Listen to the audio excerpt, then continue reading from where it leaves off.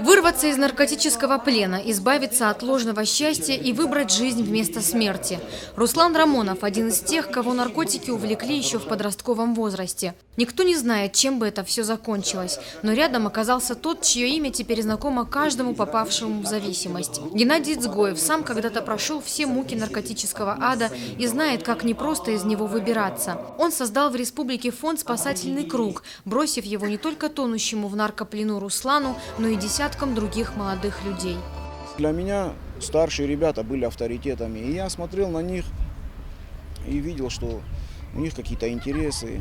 Там, сначала анаша смотрел, наркотики, вот это вот все я видел.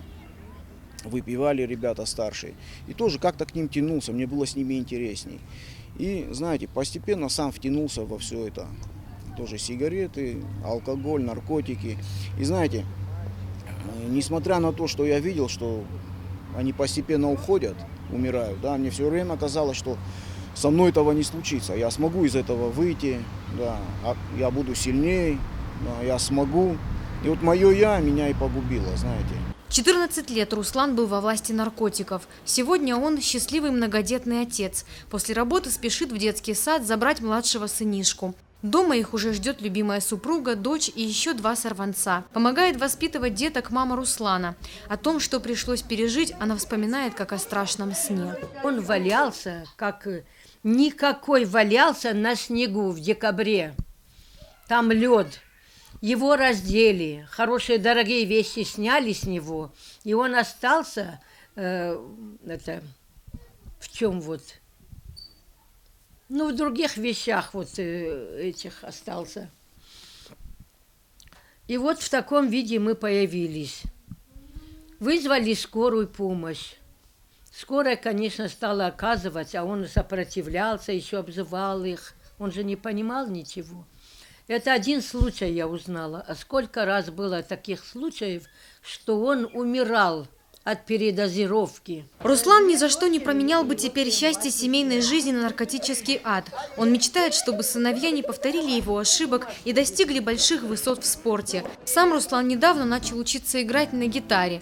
Будет петь колыбельные 4-му сынишке, который скоро появится на свет. Дети предложили назвать его Геной, именем спасшего папу человека. А недавно Рамоновы всей семьей побывали на акции, посвященной здоровому образу жизни. В концертном зале собрались первые лица республики, школьники и студенты, артисты. По данным Всемирной организации здравоохранения, наркотики занимают 1-е место в мире среди виновников преждевременной смерти людей и уже опередили сердечно-сосудистые заболевания и раковые опухоли. Сегодня тысячи молодых людей Северной Осетии говорят «нет» наркотикам. На экране кадры документального фильма, в которых запечатлен весь ужас употребления наркотиков.